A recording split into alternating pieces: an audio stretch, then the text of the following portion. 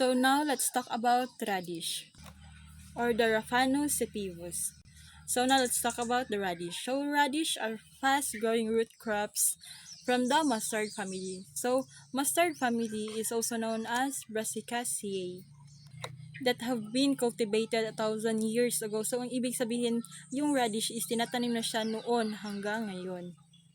And also, so ang radish pala ay may iba't ibang sizes, colors, and even shapes. So yung mga kulay ng radish is meron tayong white, red, purple, and black. And also, radish is low in calories. Kaya mabuti sa ating katawan yung radish. And also, the leaves of the radish is also edible.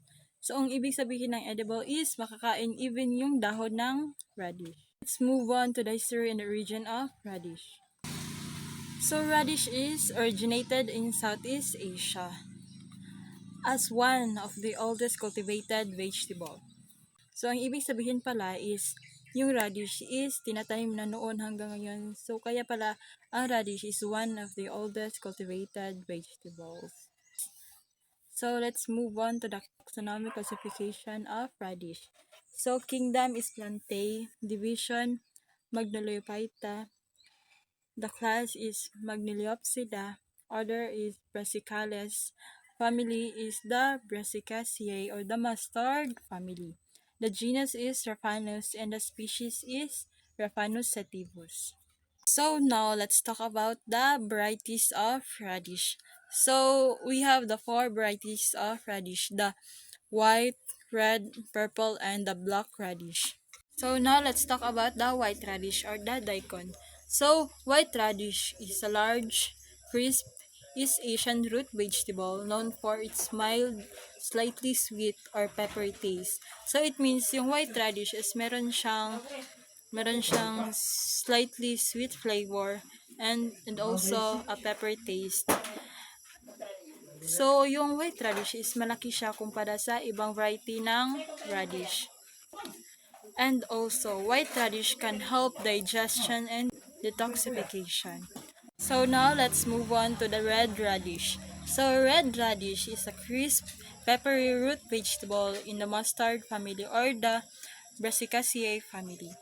So known for its bright red skin and used in salad as a garnish or snack. So historically valued for medicinal use like aiding digestion, and potentially preventing certain cancers through excessive consumption might cause stomach upset. So, red radish is parang parehas lang sila nung white radish because of its crisp and peppery taste. But if you eat or take too much red radish can also upset your stomach. So now let's talk about the violet radish. So violet radish is a type of colorful radish, often for hybrid, known for its purple skin and crisp white or pale violet interior. So purple radish is also known as hybrid. So hybrid is a combination of two crops to make the crops stronger. So now let's talk about the black radish. So black radish is a large root vegetable with a tough black skin and crisp white flesh known for its sharp horseradish-like flavor, making it prized in traditional medicine for liver digestion and respiratory support. So its spicy taste lead to its being overshadowed by milder radishes. So ang black radish is noong unang panahon is napaka-importante dahil nakakatulong ito sa liver, sa ating digestion and respiratory support. So kung noon is napaka-importante ng black radish, so ngayon is hindi na masyado dahil ang black radish, dahil sa pangit ang lasa nito, natatabunan ito ng ibang magandang crops na maaaring gamitin para sa medicine. So now let's talk about the soil and climatic requirements of radish. So ang lupa na kailangan ng radish is light, friable, well-drained, sandy loam or silty loam. Avoid heavy clay. And the pH is slightly acidic to neutral or 6.0 to 7.0 pH.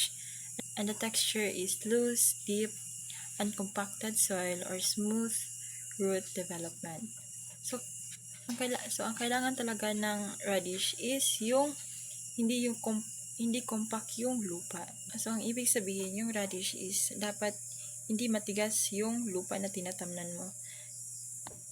Kasi yung mga root crops, nasa ilalim yung bunga nito, hindi nasa babaw. Kasi yung mga root crops is nasa ilalim yung bunga. Kaya nga root crops kasi nasa ilalim. So it needs a soft texture of soil. So now let's talk about the climate requirements of radish. So yung radish talaga is a cool season crops. So nangangailangan ito ng hindi masyadong mainit na panahon. Because heat can cause bloating and poor root quality. So now let's proceed to the suitability of radish in the Philippines. Due to the tropical heat, traditional lowland are too hot. Highland like Baguio, Tagaytay provide the necessary cool temperature. So ang ibig sabihin dito sa atin is mainit talaga. So kagaya ng Tagaytay, Baguio, doon talaga tumutubo yung mga radish, but not all radish na doon talaga tumutubo. Dito naman sa atin is tumutubo like the white radish, but tumutubo naman dito yung radish like white radish, but ang prefer talaga ng radish na temperature is maginaw, hindi yung sobrang init. So now let's talk about the cultural practices of radish. The planting method or how to plant the radish. So prepare loose well-drained soil, sow seed shallow, about 1 inch apart in cool weather. Cover lightly and keep consistently moist for quick germination. Then thin seedling to 1 inches or 2 inches apart for best root development. So next is the fertilizer application or how we put a fertilizer in radish. So focus in low nitrogen. So if we plant radish, we don't have to put too much nitrogen, because if we put too much nitrogen, it can boost leafy green over the root bulbs. So let's proceed to the pests and diseases of radish. So first pest is the aphids. Aphids is a sucking pest that suck the sap, causing discolored, malformed leaves, multiply quickly and high humidity. So ito yung pest na sinasak yung sap ng tanim. Kaya yung tanim natin, na-discolored yung leaves niya. And next is the flea beetles. Flea beetles is a tiny beetles that chew numerous small holes in leaves, use straw covered for protection. Ito yung pest na kinakain yung dahon ng tanim natin. Kaya yung dahon ng tanim natin, maraming mga butas-butas. Ito yung pest na gumagawa nun, yung flea beetles. So next is the slugs and snakes. Nibble on foliage, especially young leaves. And also the last one is the caterpillar. Alam naman natin kung ano yung caterpillar, diba? Ito yung mga butterflies na hindi pa na-form into butterflies. So ito yung dahilan kung bakit yung mga dahon ng tanim natin is nawawala kasi kinakain yun ng caterpillar. Lahat ng mga pest na nabanggit natin is nakaka-apekto talaga sa yield ng ating crops. And now, let's talk about the diseases of radish. So, let's proceed to the common diseases of radish. So, first is the Alternaria blight. Dark spot with concentrate ring leaves which may fall out.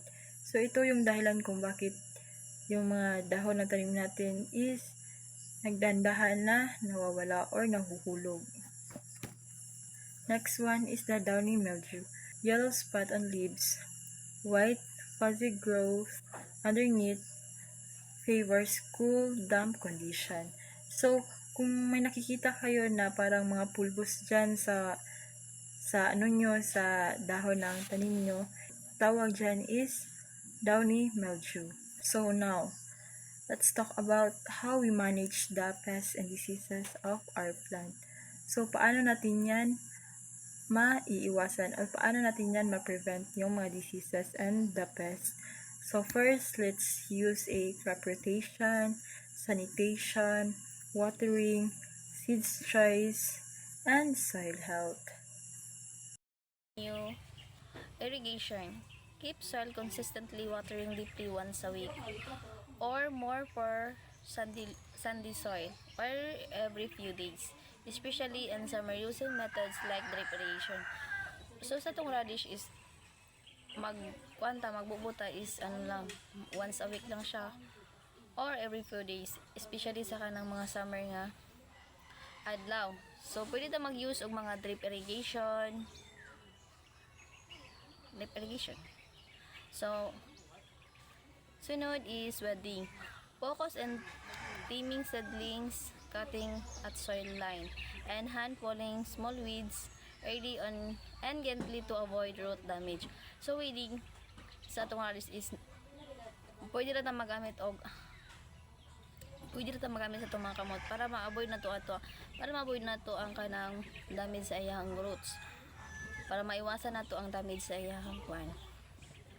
So next is harvesting. Pulling then gently from loose soil when the bulbs tips show above 1 to 2 inches wide and roots reach 1 to 2 inches diameter, usually 3 to 5 weeks after planting. So diri sa harvesting is gikan sa atong pagtanom is pwede na ta maka-harvest after 3 to 5 weeks. Pwede na ta mag-harvest sa ato ang radish.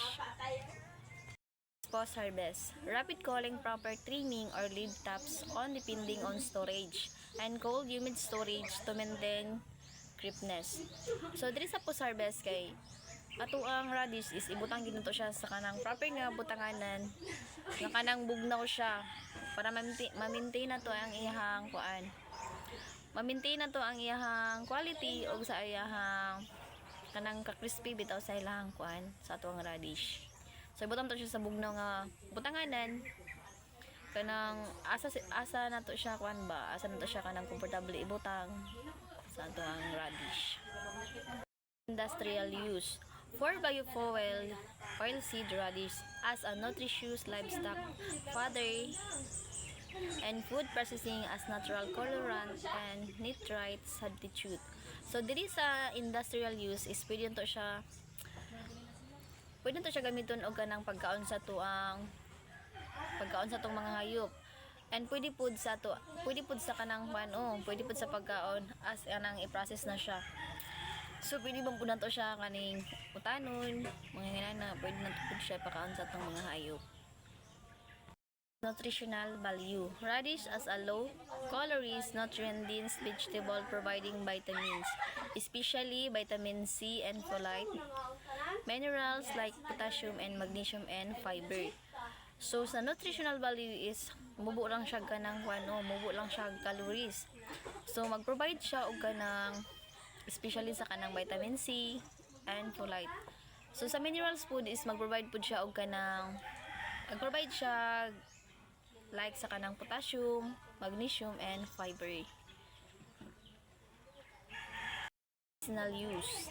Radish are used in traditional medicine for digestion, liver health and infection. So radish is traditional siya nga medicine sa ato ang sa atong pag-digest, sa atong pagkaon, sa atong health and sa kanang mga infection. So pwede na siya gamiton.